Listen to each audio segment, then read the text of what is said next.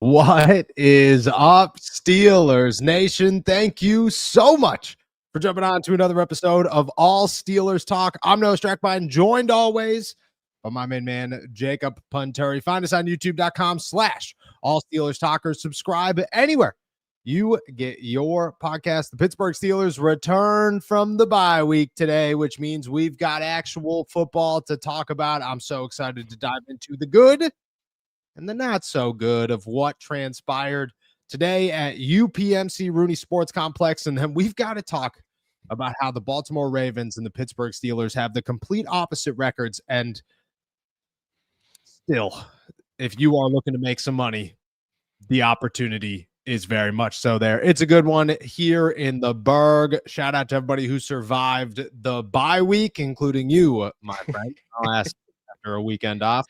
How you feeling? Feeling good, feeling amped, feeling recharged after that bye week. You miss it, we go into this, you just go full throttle starting in the middle of the summer with picking things up, and then all of a sudden there's like nothing going on in relative to what we've been doing before. So it is kind of a crazy switch, but man, it just makes me more excited to get back to the facilities later this week. Browns game coming up this weekend, like can't complain. I'm feeling good. I'm honoring a Tribe Called Quest on my t-shirt today. It's a little hard to make out, Beautiful. but Absolutely beautiful. I'll ask you a very important question in honor of this shirt. Can I kick it? And that's all I got for you. Hell yeah. The Pitts, I don't know if you caught that one, but I said hell yeah. Oh, man.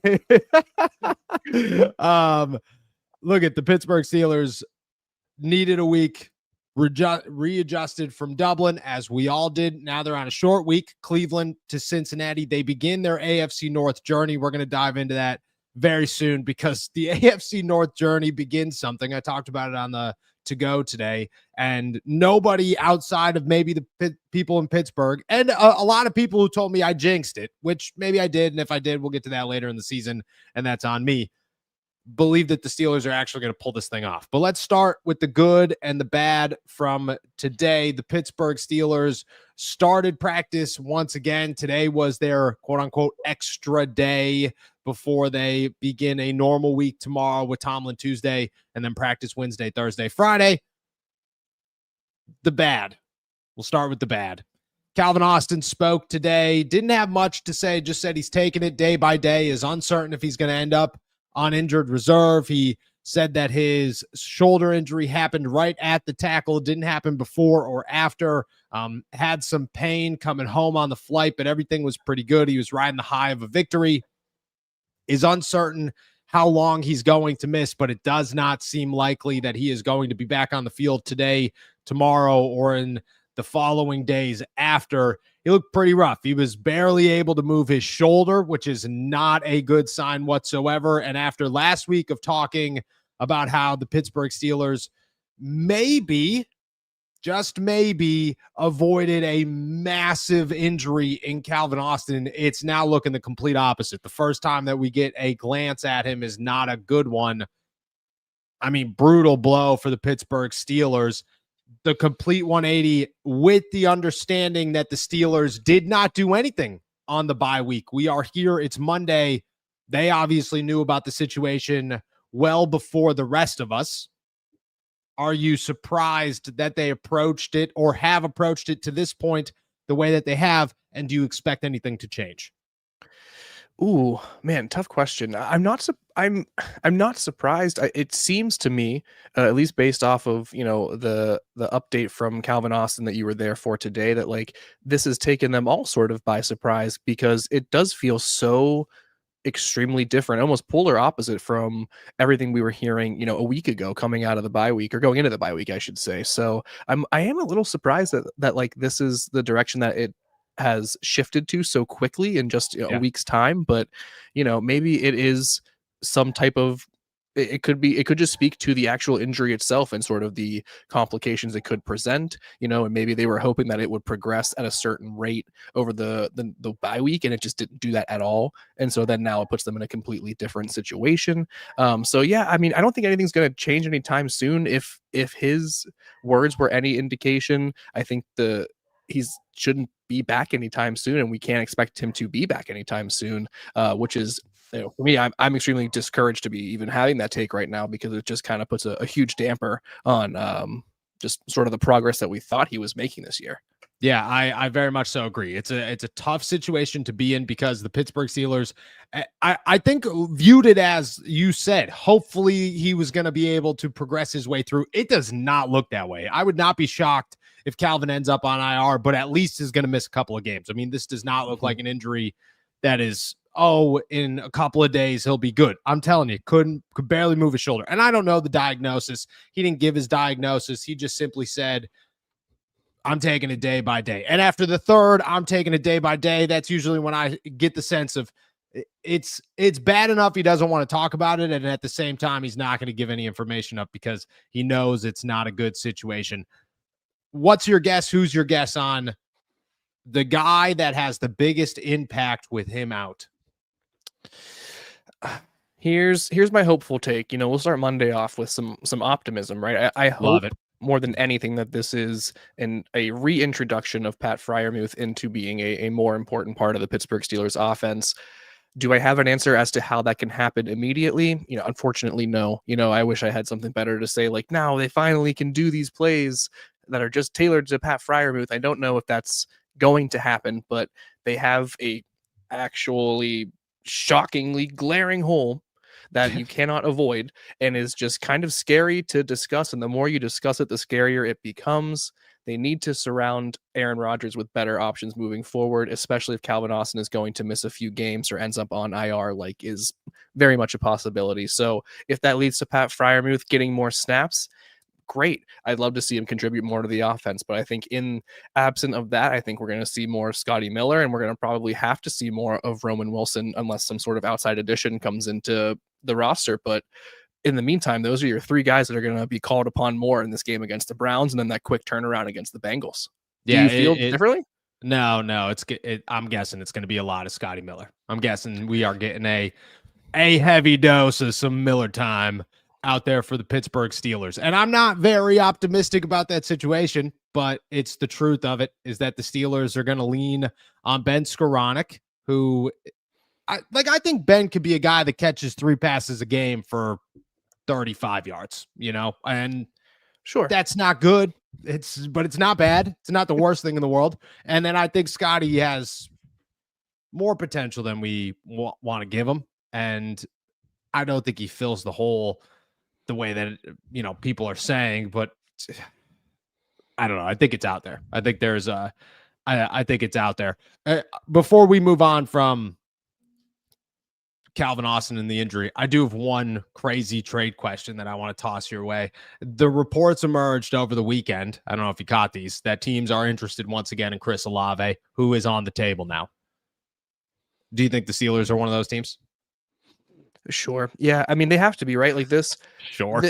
This has to be a conversation that was being had. I will also point out or take this opportunity to pivot and say that a wide receiver from New Orleans, not named Chris Olave, that I brought up recently on the show, had a fantastic weekend in Rashid Shaheed. So maybe teams are calling about Chris Olave, but maybe teams are calling about Rashid Shaheed. And if that was the case for the Pittsburgh Steelers, that would be something that would really perk my ears up here. Not that Chris Olave would be a bad addition. If he's healthy, great. But my goodness gracious, it feels like a dizzying carousel that we're hopping on once again with these Chris Olave chatter just picking back up.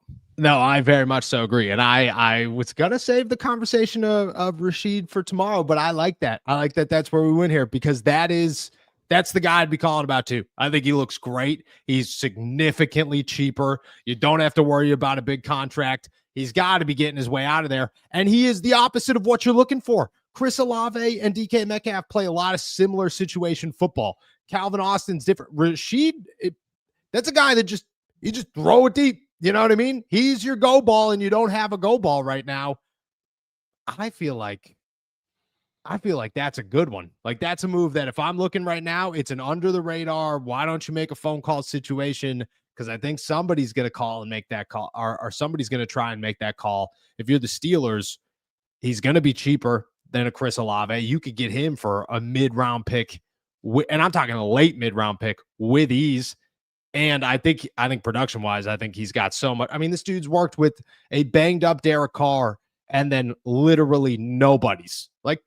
Spencer Rattler and Tyler Shaw or Shuck are going to be guys that in 10 years from now, people are going to forget are still in the, oh my gosh. Or Spencer Rattler is going to be the guy like, man, I can't even come up with his name. But every year around week 8, this quarterback signs with somebody who needs a quarterback. And in that quarterback signing, somebody tweets out, this guy's thrown like 6 touchdowns and 42 interceptions. And why he's still in the NFL, nobody knows. That's going to be Spencer Rattler in 6 years. That's what it's going to be. I like that move. I think it would be good. What would you give up for him? 5th round pick, I think, would be an excellent return for the New Orleans Saints. And I think really the most that the Pittsburgh Steelers would feel comfortable giving up for, a player like that. You can't go higher than that. It's just not. He's in the last year of his deal. I'm pretty sure Shaheed is. You're not. This is purely a rental. We could talk about it in more hopeful terms, but he would be here just for the remainder of the 2025 season, and then sayonara. So yeah, I think that would be a great value for the Steelers to give up in order to bring him in. And if you're the Saints, you're just selling off for parts at this point. So if you can get something, great. Dude, you're scrapping your whole team. You took it to the shop and you said, look, dude, this thing stopped running weeks ago. We're just, at this point, I had to push it here. Can I just get $400 for it? Like, what's the muffler worth? That's exactly what's going on. I'd give a 5th round pick for him. I'd feel pretty good about it. And I think you can ink him to a low end, like 2-year extension worth, $8-9 million a year. And not terrible. Not terrible. For sure. Let's talk the other side of the football here. Joey Porter Jr. said clear as day he will be back for the Pittsburgh Steelers in week 6 against the Cleveland Browns. A big move. Jalen Ramsey is expected to miss a couple of weeks. He, from what I hear, has a hamstring injury that is similar to what Joey just went through, which means that he's going to miss about 4 or 5 weeks before he's back on the field. Joey comes back. I think it's a good place to be. It's a tough stretch, but also a stretch that I think you could get through, because while you're facing Jamar Chase and T. Higgins and Jerry Jeudy, you're also facing Jake Browning and Dylan Gabriel. And I, think you set yourself up to have some early success. Do you have any pullback on what you expect from Joey after missing significant time to start the season? I would say it's the opposite, really. Like, I think my expectations feel even higher for Joey Porter Jr. Not, I guess maybe more to maybe the point of your question, or your intention with the question, was more so like him coming back from injury. Can he be a superstar immediately? Like, you might have to temper expectations for how much of an impact he has against the Browns in week 6 here. But aside from that, and just making sure that he is, getting used to game shape and game speed, it will take a little bit of time. We'll allow for that. Going up from that, the expectations are really sky high for Joey Porter Jr. I think this is really a make or break sort of scenario for him. They have given him, yes, a lot of mentorship in Jalen Ramsey and Darius Slay, but also this incredible challenge, and it either is a motivating factor in that you have to rise up and meet the standard that is being set by these two players and then exceed it, or it could be something that sort of just like throttles you and just kind of destroys your progress in your career. So, and I think Joey Porter Jr. is such a competitor that he is going to rise and then hopefully exceed those expectations. And so that's why I have these really sky high expectations. As soon as he comes in, he needs to be the number one guy. The Steelers need him to step into that absence that Jalen Ramsey has left. So, I don't think it's crazy to say I'm expecting him to be that guy when he returns against the Cleveland Browns and against the Cincinnati Bengals. No, I don't think so either. I think he has to be. The Steelers don't have a choice. But I think this is a litmus test for him to say, where are you in this return? Because this is your opportunity. This is the opportunity Joey wanted. Joey's entering year 3. This was the chance that he was looking for. He was pissed off that he wasn't going to be cornerback 1 and that Jalen was going to be that guy. Okay, you're that guy. What's this look like? What does the next 4 weeks look like? I think this stretch of games is a big stamp on where Joey looks after the season, because this is essentially, do you get a contract after the season if you're Joey Porter Jr.? I think the next 4 weeks decides how good that contract is. Do I think the Steelers sign him? Yeah, I think Joey's the future piece of the Pittsburgh Steelers for years to come, no matter what. But I do think that the next couple of weeks with Jalen out, how he handles these games defines if they view him as like the guy, we need to pay you like the guy, or if it's just okay, we got to keep a corner. Joey's going to be that corner, but you're corner two, and you're going to remain corner two. I think this is a big moment for Joey. I think we're kind of overlooking how big of a moment it might be for Joey. I have high expectations for him because I think Joey Porter Jr. is a stud, and I have no limitations on what he could bring to the field and what he doesn't. Are you concerned about Jalen being like the latest update on Jalen? What's your thoughts on it? I'm not overly concerned, and maybe that is just too much optimism coming into this. But I mean, the Steelers have through the early portions of the season they have weathered a vast number of injuries. So I think that they have the ability to be patient with Jalen Ramsey, and I think they have the ability to compensate for his absence. Again, if Joey Porter Jr. steps into this spotlight and then is just playing well and he's motivated and fired up, it really just allows Jalen Ramsey as much lead time as possible to recover, to recuperate, to get to 100%. And then, then the expectations only expand and go higher from there for the Pittsburgh Steelers defense as a whole. So I don't feel overly worried. It is such hamstrings, lower body injuries, for a defensive back. Brutal. So finicky, so unpredictable. I hope that nothing else happens. You knock on wood and hope this progress is just steady en route back. In the meantime, I think the Steelers have enough to sort of withstand the storm. And so I think that's what's giving me that confidence and that optimism that it's okay that he's out for right now. And if he misses a few weeks, they can deal with it. Yeah, I very much so agree. This is the right time to miss if you are Jalen Ramsey. It's the right time to deal and come through with these injuries.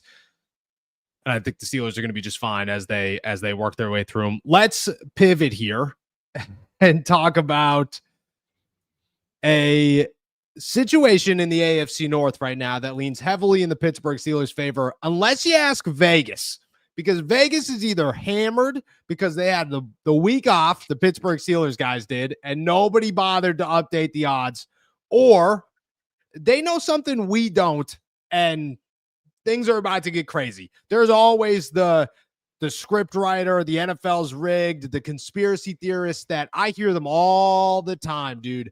All the time. I get emails sometimes from people that say, hey, can I send you this book about how the NFL is rigged? No, I don't. No, you can't. As interested as I am in that book, I can't have that associated with my name because I don't think the NFL is rigged. I think TJ Watt would murder you if you tried to tell him to lose a football game because he's terrifying when he wins football games, let alone lose football games. But Vegas sees it differently. The Pittsburgh Steelers are 3-1. They currently hold a 1.5 game lead over the Cincinnati Bengals, who are 2-3, or are 2.5 game lead, who are 2-3. The Baltimore Ravens and the Cleveland Browns are both 1-4. You could talk all day long about Lamar Jackson being injured, Lamar Jackson being injured, Lamar Jackson being injured. Go watch a Baltimore Ravens game and tell me that them giving up 40 points a week is because Lamar Jackson is injured and you're off your rocker, brother. It's not the case.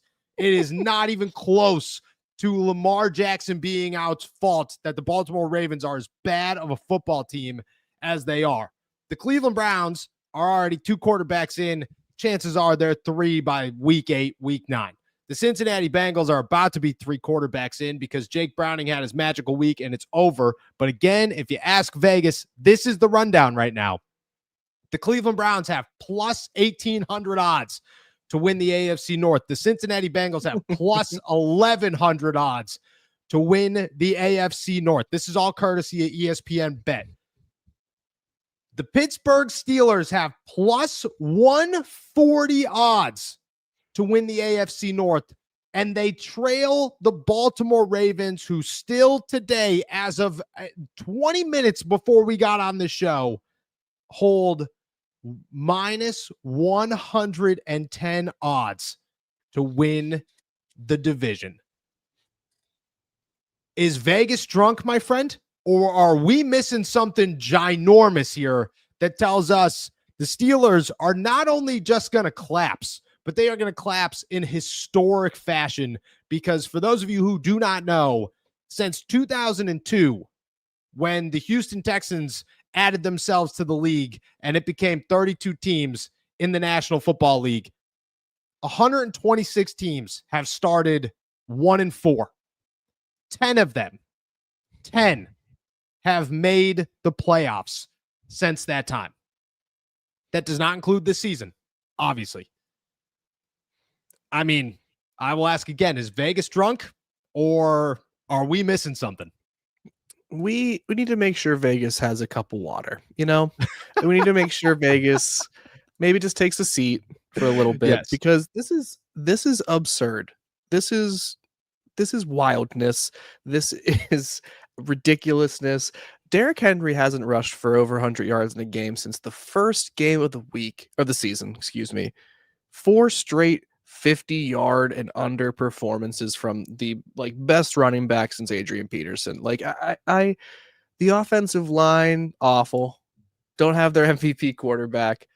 Roquan Smith looks like a shell of himself on the defensive side.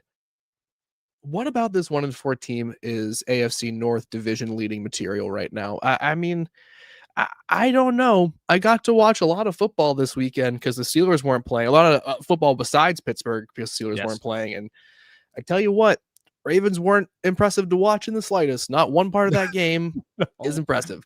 You get destroyed by the Houston Texans, who is, I've been wrong about how high I've been on them over the past couple of months, right? But you get trounced by the Houston Texans like that, you got to reevaluate your just existence in the league at this point. And so, I think Vegas needs to take more time and take better care and actually seeing what's going on because Google's just there.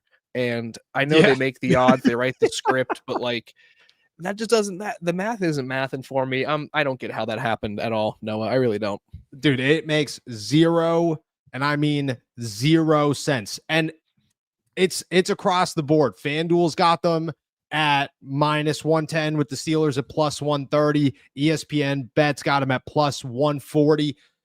It's the odds. It's the historical, what are we talking about situations in the NFL that right now get you to go, that just doesn't make sense. Because if it made sense in the slightest, if the Baltimore Ravens were 2-3, all they have to do is win one more game, I'd say, all right, you know what? This is fine. If the Ravens just lost to the Houston Texans 24-21, I'd say, all right, that's fine.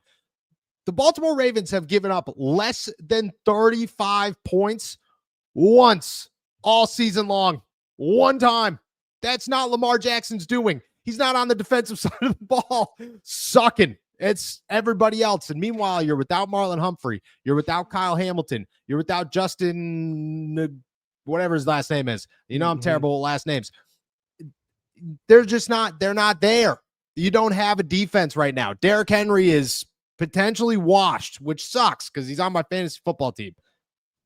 But you're looking at it going, this makes no sense whatsoever. If the bet was, the Ravens are -110 to make the playoffs, I'd take that. I'd feel, okay, yeah, there's a chance, but look I said it. I said it today earlier in the locker room.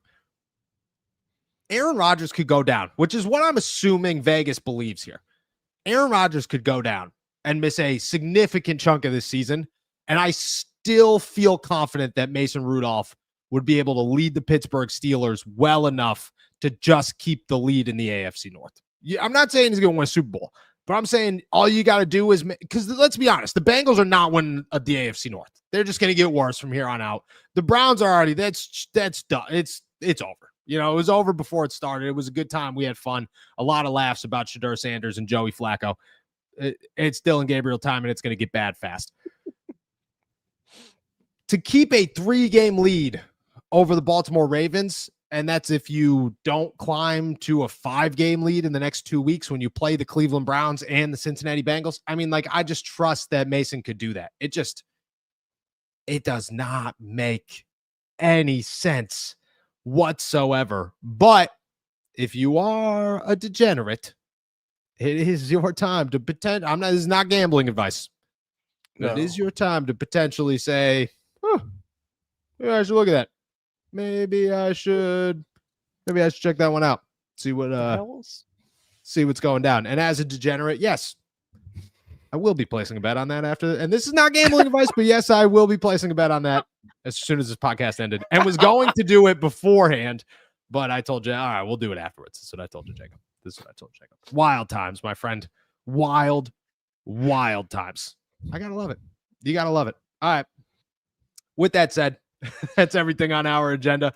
We're gonna take a quick break. On the other side of it, we're gonna start answering all your questions. So make sure you toss them in the chat. But first, a quick word from, funny enough, our boys over at DraftKings. What's up, AST Nation? I've teamed up with DraftKings. The next great touchdown is coming. You can bet on it. And the best way to do so is through DraftKings Sportsbook, where new customers who bet $5 get $200 in bonus bets if your bet wins. With the bye week behind us, now is the time to get in on the action. Love the thrill of live betting? DraftKings has got you covered. Bet live on in-progress games right as they happen. Then use your bonus bets to stay in on the action and bet DraftKings same-game parlays for a shot at an even bigger payout. And don't worry, if sports betting is not yet available in your state, you're fine. You could still join in on all of the fun with DraftKings Daily Fantasy Sports and have the shot to win cash prizes. New customers who bet $5 get $200 in bonus bets if your bet wins. Sign up using my promo code ALLSteelers and get in on the action only at DraftKings Sportsbook. All right. Shout out our boys over at DraftKings. Ironically, I hope that they do not see this. Shout out to our boy, John Schaefer, becoming a new YouTube member. Make sure you call into the call-in show for Wednesday. Appreciate you as always. And then John's got a good question for us. Rumor, Patrick Queen said Omar Khan is trading for an Eagles wide receiver 1 or 2. I was not in on the Patrick Queen scrum today. I have not seen the rumors, so I don't know how true this is. Mm-hmm. However, I feel that I feel like the Steelers are potentially a team to watch, but most likely not. What's your thoughts on this? There's some like puzzle pieces to some line dots to connect maybe that I can certainly get on board with. You know, there's been a lot of very public frustration from the Eagles wide receivers about not getting the ball, and I don't think that's going to change anytime soon. I think Jalen, Jalen Hurts runs that offense, and it's going to continue to run through him. So I can see them continuing to be like disgruntled with their role, but man, I don't know. I have not heard anything about that. Patrick Queen is, he speaks his mind, that's for sure. So, I wouldn't be surprised if he were to have insinuated something like that, I didn't hear it, but, I would be down for an AJ Brown. You know what I mean? I was going to say, do you want an AJ Brown trade? Even with the let's be honest, the drama that he's bringing to Philadelphia, do you want an AJ Brown trade? I could certainly, that's digestible to me. Yeah. I mean, I don't understand how he could hurt, especially like right now. The Steelers, I think, are reaching a new level of desperation in terms of their wide receiver depth or the lack thereof.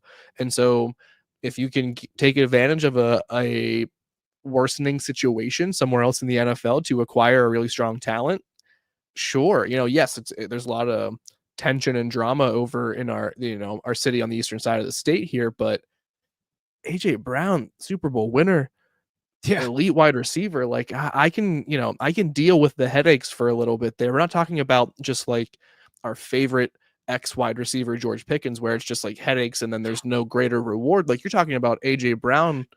He might bring drama, but he also brings winning. So like I would be okay with that. I think the financials is what is my biggest hold up there. But are you like AJ Brown, Devontae Smith guy? Where's your head at, Noah? No.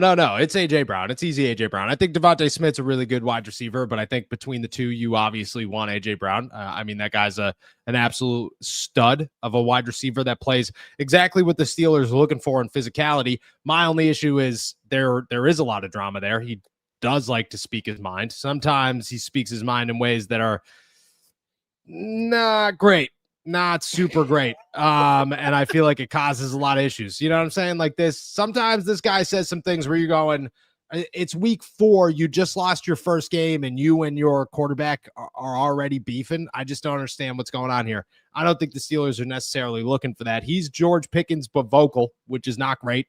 And I think that could cause some issues, but I would go AJ Brown with these. Chris has one. Noah and Jacob, you both said Freiermuth was a stud, but he just can't find his place as a weapon in this offense. Why? I don't understand this at all.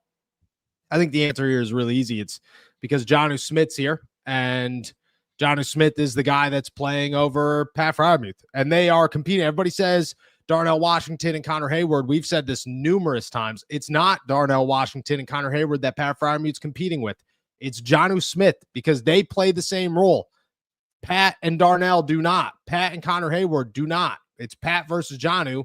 They want Jonnu out there, and I think that's I think that's the easy answer to why Pat is not heavily involved in this offense.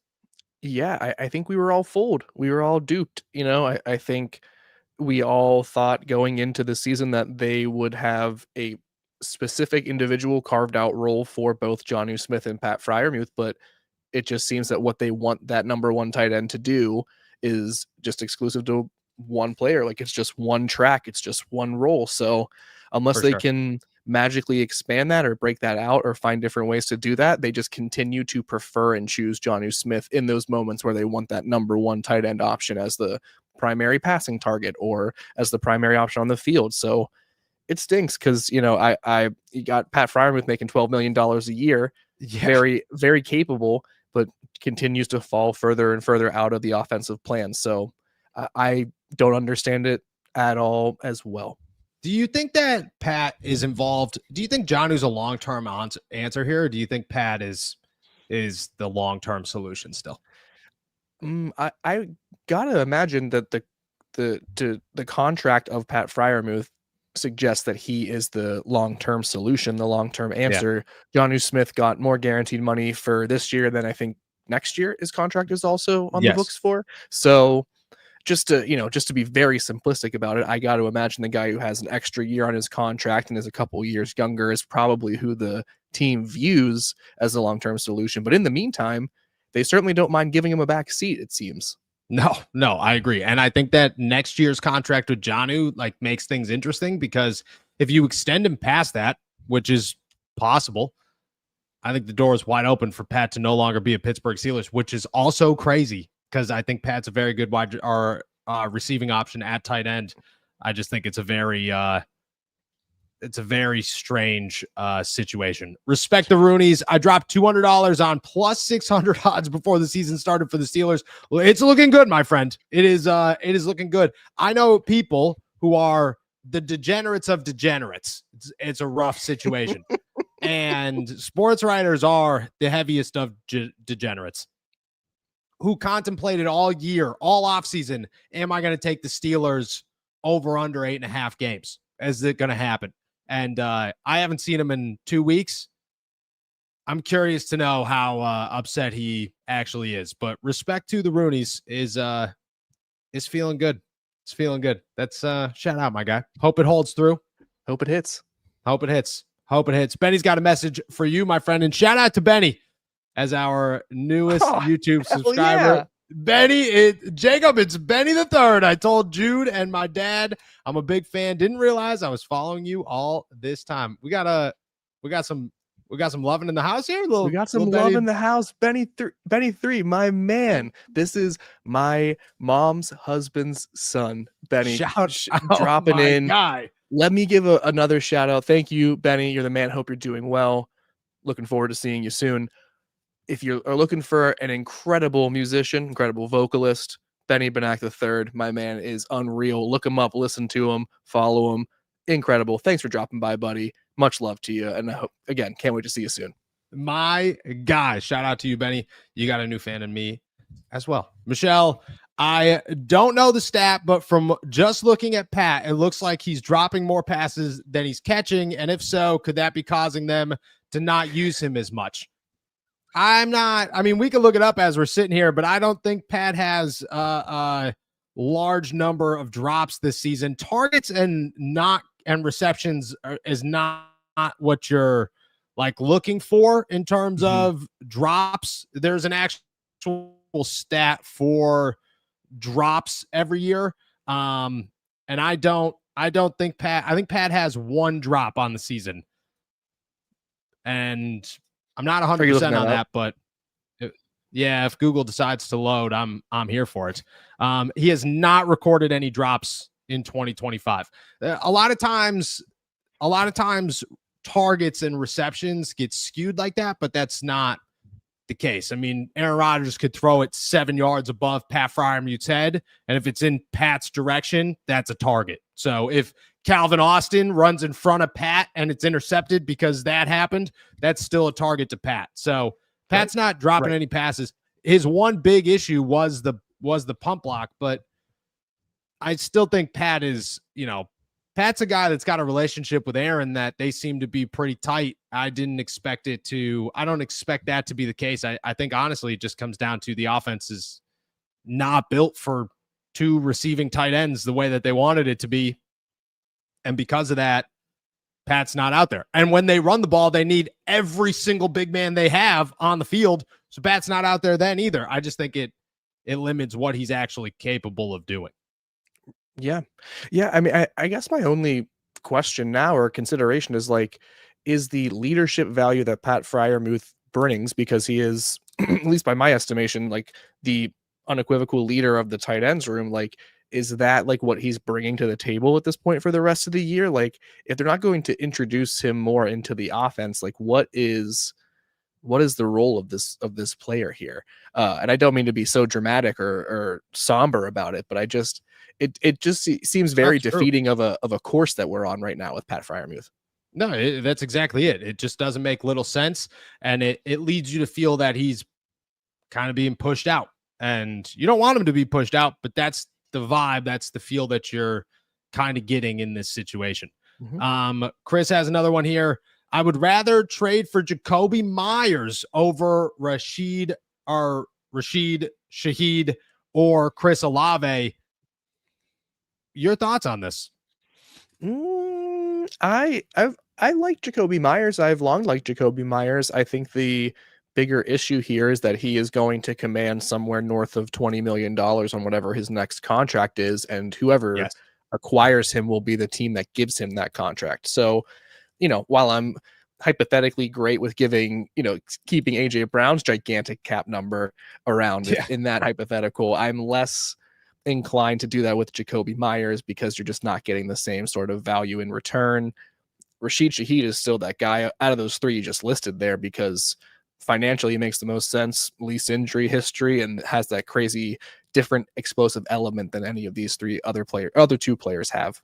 Yeah, I very much so agree. I'd go Jacoby as I'm kind of out on Chris Olave. I think he's going to be worth too much. I think you have to pay him too much money in a contract, because if Jacoby Myers is getting 20, Chris Olave is looking for, 27. And that's just a lot of money to pay a guy after you just paid somebody 30. So I think Jacoby's 2 to me.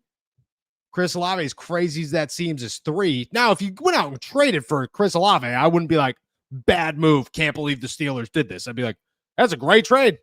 Good for the Steelers. Way to do. But if I'm running the team, which thank God I'm not, I think Shaheed's up there, and I think Myers is like close to. I think they could go either way, to be honest with you. I think they fit what the Steelers are looking for quite well.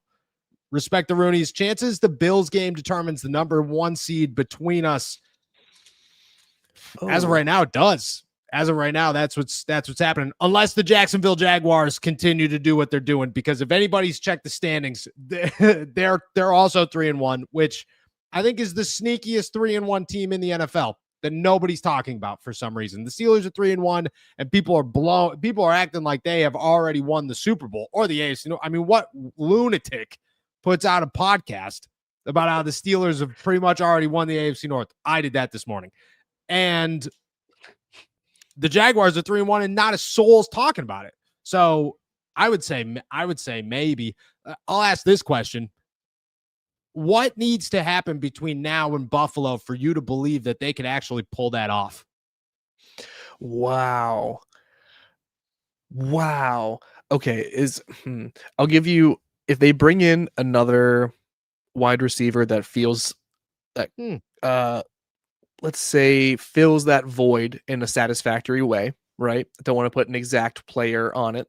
But if they bring in that extra piece on offense that feels like it will bridge that gap, put them to the next level, yes. Or if they, that they don't meet the Bills until what, like week 15, something like that, Yeah, it's deep in the 16, season.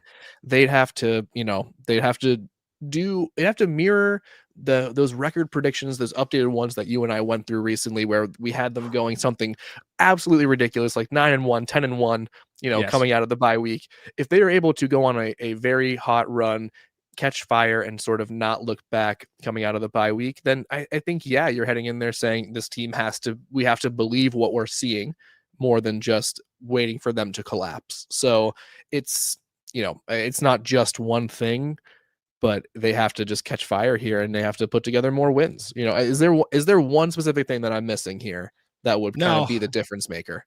if the Steelers could win in dominant, it can't be Minnesota dominant, because I think Minnesota was a dominant game. They just barely, it was a dominant win in dramatic fashion. I think if they could win some dominant games, the Steelers look like a team that is okay.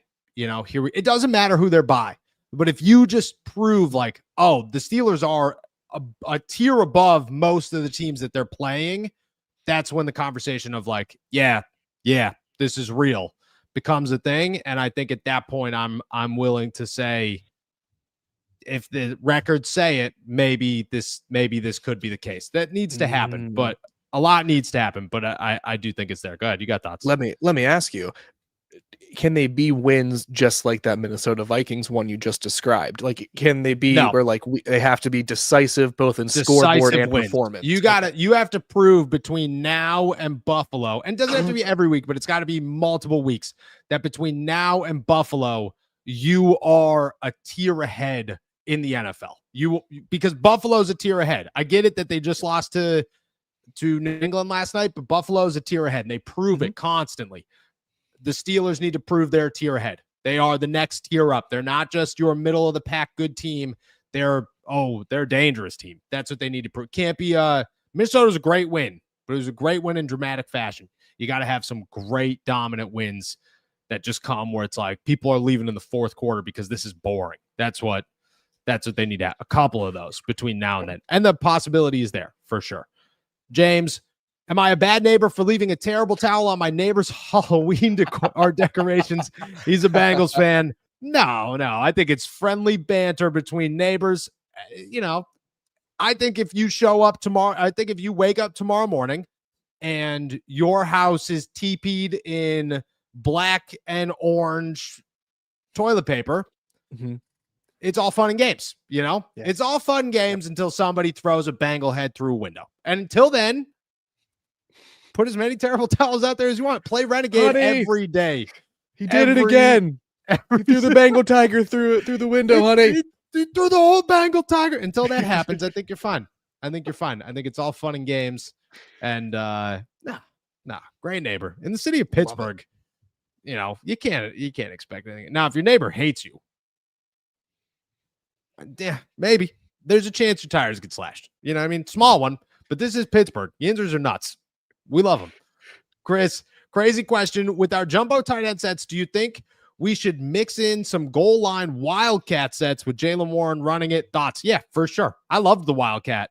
And my only thoughts on the wildcat for the Pittsburgh Steelers is, if Aaron Rodgers isn't going to like even act as if he's the quarterback, why are you on the football field? You know what I mean? Yep. Like if there's no disguise element of Aaron Rodgers, there's really just no need to put him out there. Just put Kenny G out there with you and have a good time. But I liked the wildcat when they ran it with Kenny G this past week. I think it's useful, just like the tush push. Add a little bit of a little mix up in there. I dig it. I'm a fan. Yeah, I think you just can't roll it out. Like, you can't just be so set on going about this offense just in one way or only executing it under this one sort of like method and structure. You have to be willing to mix it up. And I love that the Steelers, showed that in week 4 by using the tush push. Like it's a very unconventional use of the players they had, but it was successful. I agree with you, Noah, on your point about Aaron Rodgers. That was the only like why have him in on a tush push situation or in the wildcat? Like you are just very much blatantly giving away what is going to happen. Now, whether or not the team can stop it, fine. But you are very much forecasting what is about to happen whenever you have Aaron Rodgers just kind of hand on his hips, chilling. like a dad watching Little League, just kind of like just one cigarette short of having a great afternoon there. Yeah, dude, I love the tush push too, where you say, although I would keep Aaron in on the tush push just because every time it works, I want the. That's all I want. I just want. That was smooth. That was like, ooh, there it is. I think that should happen every single time. But yeah, I like the thought of a wildcat. Leroy, do you think that the O-line playing bad is the reason why there aren't using twin tight end sets? I think at some points, yes. I don't think it's all the time. To be honest, like the Steelers didn't use a lot of twin tight end sets throughout the summer. There wasn't all the stuff that they talked about, all the big splashy, crazy things that they laid out there. Like the Steelers offense has been very simplified all throughout the summer and all throughout the preseason. There was never the moments of like these big chaotic 4 tight end sets. It was a lot of what we're seeing. And I think that the Steelers offense is just built like this. They just talked it up as if it was going to be something else. And it's not. Just like they talked up Roman Wilson was going to be that guy, and what's he doing? Nothing. They're just sitting here because he was never in the plan. They're just talking. That's what they love to do. Unless you saw something different. No, I was going to say, I think that it's just like another one of those things where I think the Steelers from, management through players on the field have a really keen understanding and are on the same page when it comes to the like competitive edge you can gain by saying things that aren't true. And I'm not saying yes, I'm not saying there's like a malicious intent to lie, but what I'm saying is there is not they do not have an obligation to say the truth all the time. They have an obligation to speak to the media as part of their contracts and stuff like that, or they have obligations to be a part of team activities and whatever. But like, I think from some of the stuff we hear from Omar Khan, where we're like, well, this guy's obviously pulling off a trade right now, even though he said we love where this roster is, or when Mike Tomlin says, X player is in line for way more opportunity, but what that opportunity turns out to be is one snap in one game. Like it's always like these kernel of truths that are then twisted into something that can, for the sake of the Steelers, benefit them. And I think they understand how they can sort of maneuver around with those things. And it's to their credit, because there's not a lot of teams and players are savvy in that regard, but there are some who are just not able to sort of play that chess game. And I think to the Steelers' credit, it works a lot of the time because you're not really aware of what they're doing 100% of the time. No, you listen to everything, you believe nothing. That's what I've learned covering the Pittsburgh Steelers, because Mike Tomlin will blatantly lie to your face, and Omar Khan will just say nothing enough times to where you're like, I don't really know what's happening, but something is happening. And I think that's what the Steelers do here. Yinzer Jake, Leroy, I apologize, I didn't mean to put your comment down. Yinzer Jake, I live in Ohio, Browns country. My coworkers are all Browns fans. I bought $200 worth of Steelers stickers and keep sticking them all over. They love it. See, my friend, now the Bengals joke in wherever that was, hopefully Pittsburgh, safe. This is a danger. There should be signs that say Browns fans might lock you in the company freezer. Like, I don't know. I have no idea what you're doing, but I'm sure that there's something dangerous there, and that Browns fans are crazy enough to make it happen. So I will say you have some support in the chat right now about actually keeping this going. So shout out to Yinzer Jake. Wishing you a safe journey. Wishing you nothing but the best. praying for your survival. That's all I'm saying. Praying for the survival. Maddie here. I think getting Highsmith and Porter back is very important going into division games. keep forcing turnovers to keep the momentum going. Hot take, Deshaun Elliott is the biggest impact player on defense. Thoughts? I'm a big Deshaun Elliott guy. There's no hiding that one. I'm saying him and Patrick Queen are my top two right now because, and it's not necessarily like making plays on the field. It's the energy that they bring and the quickness and the flow that they give the defense. I would say those two right now are keeping this thing at a place, at a level that the Steelers can be dominant in. Yeah, I appreciate you putting some more respect on Patrick Queen's name. I mean, he's I think driving the bus for, Patrick Queen being like the biggest impact player on the Steelers defense so far this year. But I think Deshaun Elliott has been right there, and his absence was felt so much by that Pittsburgh Steelers defense over those few weeks that he was off of the field. So for him he was what made Minkah Fitzpatrick dispensable. And that is crazy. The fact that the Steelers viewed him so highly that they were able to let go of a multiple time Pro Bowler and all pro safety in the process of promoting him basically to the number one guy. He is an impact player. His ability to set the tone is just unquestioned. And to Noah's point as well, it's the ability to be on the field every time. He's playing 98% of defensive snaps, 100% of defensive snaps. Patrick Queen, same thing, playing 98, 100% of defensive snaps. That constant ability and consistency is what really is driving the Steelers team forward. Yeah, I very much so agree. Poke salad. You had me with the head shake on this one. Chris Olave is one big hit away from being the modern day AB84. I don't know if I'm allowed to laugh at that. I don't know. I'm gonna let Jacob laugh at that one. He's not in the sponsorship meetings, so we'll let him we'll let him laugh at that one. Then we'll be good. Good. Shut up. This podcast is brought to you by CTE. Oh my CTE ESPN. Shout out to AB, bro. Hope where is he? He's not in the United States. No, he can't be. He'll be arrested the moment he steps back on US soil, right? Yeah, no. Shout out to Antonio Brown. Hope he's ND Joe, the wife and I are in a house divided when the Steelers play the Bills. She's a Bills fan from Buffalo. Not everyone's perfect. We go to separate rooms in the house for the game. Saves on arguments. First off, I mean, you should be teaching courses on marriage because it's a great starting point there. Not everybody's got the courage to do that. They say we can make it happen. You can't. You're lying to yourself. You can't make it. You can't make it happen. It could be worse. You know what I mean? Buffalo's cool. It's a cool little city to visit from the months of June to July before it starts snowing again, 30-day window. Yeah, you got 35 days, but outside of that place sucks. It's just cold and miserable. I love Buffalo for those 2 months. But besides that, I'm happy for you. I wonder, do you picture ND Joe's house of just a bunch of blank walls because you can't have any like colors that represent? This is ND Joe. This is how I'm picturing your house. It's just all blank walls with no pictures on them because you just never know, like you can't. Why is that red? Would you do that on purpose? And next thing you know, favorite lamps getting broken.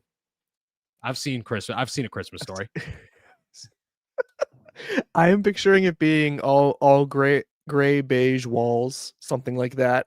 And then ND Joe's wife goes into like a beautiful room to watch the Bills. Sure. ND Joe goes in like a room like Harry Potter. He's in the garage underneath the stairs. It's just like ND Joe, we all know this is true. Your wife gets the whole living room, snacks are put out and everything, and you are outside.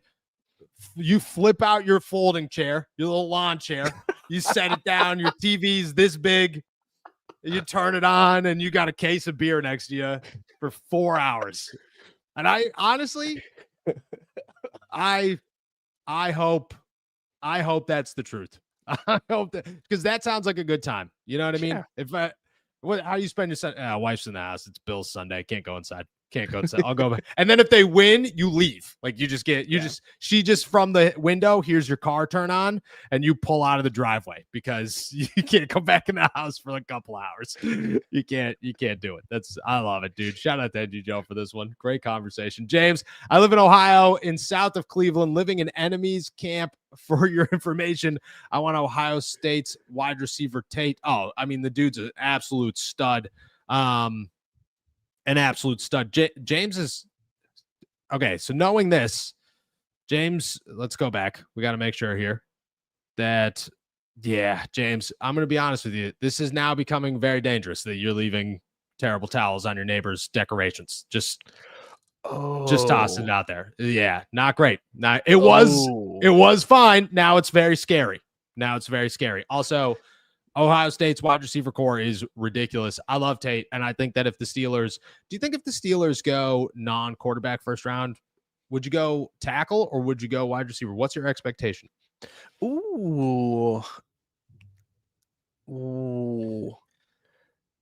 I am gonna go neither of those, and Okay. I would say that they would take. Or let me clarify something real quick, my brother. Is this? They're still expecting them to pick in maybe a higher pick to move, like they're moving up into a higher pick in the first round, like they would have for a quarterback. No, or they're sitting where they are. Just sitting where they are. Oh, wide receiver for sure. Yeah, I could see them. Agree.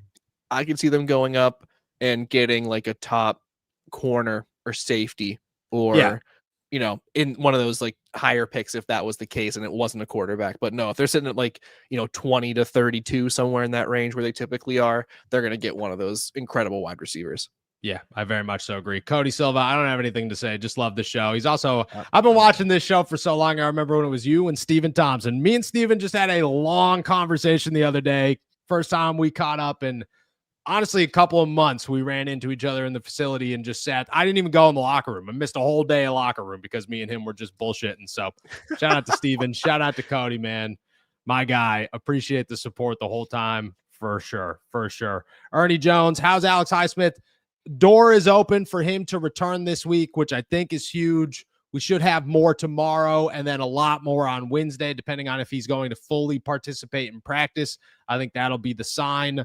For right now, I think that it's a 50-50 shot, but I think the door is certainly open. Profit, how is Jalen Ramsey's hamstring? Not great. From my understanding, it's a tear, much like Joey Porter Jr.'s. He's looking at 4 to 5 weeks of being out, which is not great for the Pittsburgh Steelers. Lindsay, is Jalen back this week? He is expected to be back on the field this week, which is awesome to see. I'm a big Jalen Warren fan, and I think that I'm very excited to see what the Steelers do with him and Kenny G. Yinzer Jake Noah, do you want my Kenny Pickett Funko Pop? I kind of do, to be honest. There's a part of me that kind of wants the Kenny Pickett Funko Pop because that's hilarious. And look, he's about to be QB1 in Las Vegas. You know what I'm saying? And I just don't. I make myself laugh. What is a worse situation? Okay. The Cleveland Browns, who have now reverted to Dylan Gabriel and Shadur Sanders, or the Las Vegas Raiders, who have somehow found themselves trying desperately not to go to the guy that the Cleveland Browns traded for to be their starting quarterback, and without actually seeing him practice, said, we need 3 guys to replace him. Minimum of 3 guys need to get here before we can feel good about this. I don't know what one's worse. I don't know. Pete Carroll's not sleeping well at night. Vegas is it's in the answer is obviously Vegas, just to be perfectly clear, because right now Cleveland can at least have a little bit of hope, right? Dylan Gabriel completed like 67% of his passes in his first start. Like, you're like, oh my gosh, franchise QB. But for Vegas, they're like, Kenny Pickett's, he can't even grip the ball, and so they're like, how's he going to replace Geno Smith if I can't get my fingers to ball. I'm telling you, dude, I hope I'm not gonna say it. I hope Kenny Pickett makes his way back to Pittsburgh one day. You know what I mean? Just because I feel like it would be awesome. Full circle moment. First circle moment. Respect to the Roonies. Why did Tom let Ramsey play all game on his leg? No. Okay. So just in case anybody got this wrong, Steven, I don't know if this is what you're referencing. The celebration at the beginning when he like pulled up, that was fake. That was him just faking the injury. Was not real. The actual injury happened in the fourth quarter when Carson Wentz threw a deep ball to Justin Jefferson along the sideline. Jalen Ramsey and Darius Slay were there. Ball went out of bounds. Jalen came up hobbling. That's when it happened. It was not in the first quarter for anybody who thought it was. Jalen went into the medical tent, rode the bike for a while, tried to go back in. I mean, it's a hamstring situation, so you can't you got to kind of test that one. That's a lot of on you. Didn't get worse by no means. He just wasn't able to go. You actually see that quite a bit with guys where it's like, I'm going to test the waters, and then they immediately can't go. Smootest Buddhist, I have bigger hands than Kenny Pickett, and I'm 5'6". That's rough, man. It's crazy to me because seeing like Aaron Rodgers' hands and Russell Wilson's hands, like I didn't realize because when Ben was here, I wasn't looking at his hands. I wasn't like, oh, what's his hands look like? You know what I mean? And then Kenny showed up and everybody made a big deal about it. And then I was like, all right, I have to look at everybody. Every quarterback that comes in now, I'm like, damn, dude, you got some big hands. Those are big hands over there. You know what I mean? Kenny Pickett's hands were very much so not big. Yeah, very much so. Little tiny graspers. Shout out my guy. Shout out my guy. John Schaefer, Roman Wilson, and Muth at a fourth for AJ Brown. Would you do it? No, too much. Would you give Roman Wilson in a fourth? Yeah. Easy. Roman Wilson in a second. No, I don't want to give that much up for that much contract coming back. I like it. I would go fourth. I think a fourth would be good. I'd even go third if you talked me into it, and I'd feel pretty okay with that. I'm taking Muth right off the table immediately. Although I don't know if you could afford both of them, but I'm taking them right off the table. Vincent, looking at the running back situation, what are your thoughts on Scatterboo now that he's a stud? And I love that he's a stud. I'm always great. I love being wrong when dudes that I was a fan of turn out to be studs. I'm all about it. I'm all about that life. Cam looks like a monster. The only thing I hope is that eventually he gets to a place with a better offensive line. That's all I hope for. And it's not going to happen, but that's what I hope for. That dude's an absolute animal. Go look up his high school highlights if you haven't yet. It's a good time. It's a really good time. It's not Derrick Henry running for like 800 yards. It's just a normal looking human just killing everyone. And he's like, oh, that's a person. I'm just going to run into them. Screw it. That's awesome. And I love it. I love it. And we're going to finish off with Brandon here. Been downloading, watching you daily. I'm homeless, but you get me going and keep going. Brandon, hit me up on email. Would love to help out as much as I possibly can. If you are still watching, for sure. My email, just my first and last name at yahoo.com. Hit me up. That would be awesome. And I would love to pay you back the way you've paid us. Thank you so much, my man. Respect to the Roonies. Look up Scatterboo's fantasy picture. It's hilarious. Let's do a live reaction. Let's do a live reaction here. Cam Scatterboo fantasy picture right now. I don't know where I would find this. Do we just have to go to Yahoo Fantasy? We're just going to go to Yahoo Fantasy. Oh, yeah. Or do you have our AST one pulled up? Oh yeah, I guess we could go to ESPN. I'd have to log into that too. Oh Lord, I know, dude. It just makes you log into everything. Logging in stupid. Oh, never mind. Here we are. We're here. We're coming. I'm ready for it. All right. Cam, first off, I'm 3-1, just letting everybody know. Kid's a stud. So, The kid's got something. Whatever you guys need to see here. Dude, the guy looks like every other guy that went to every other normal white dude high school. That's exactly what he is. If you went to a high school that had 200 dudes, that your starting running back, all your starting wide receivers, all your starting linemen, all your starting defensive backs, the best player on that team went to a D3 college, and your newspaper wrote about it, that's who Cam Scatterbo looks like. He dominated in high school. That's awesome. I love him, dude. He's an absolute stud. Scatterbo. Shout out Cam Scatterbo. All right. Our boy knows what's up. Our boys knows what's up. Our boy knows what's up. Shout out. All right, guys. With that said, we're heading out of here. Thank you so much for jumping on to another episode of All Steelers Talk. Make sure to subscribe to us on YouTube. Oh, wait, hold up. We got the real one. It's coming. Maybe I was wrong. Maybe we didn't know what was up here. Does he look even more like a scrunched Peyton Hillis in this picture? Maybe. There's a possibility. Oh, did I go to the wrong email here? I might have went to the wrong email. I don't know. I don't know where we're at here. I'm not getting it. This is a terrible way to end the show. I'm sorry, guys. I'm trying so hard. I just want to see it. Have you found it? Do you know what it looks like? No, I've been looking at the one on our fantasy league, and he looks like, Peyton Hillis to me. Yeah, definitely getting Peyton Hillis vibes for sure. Yeah, for sure. Oh, wait. I know what he's talking about. Hold up. I get 700 emails a day. Yeah. All right, you ready? Yes, sir. Nope.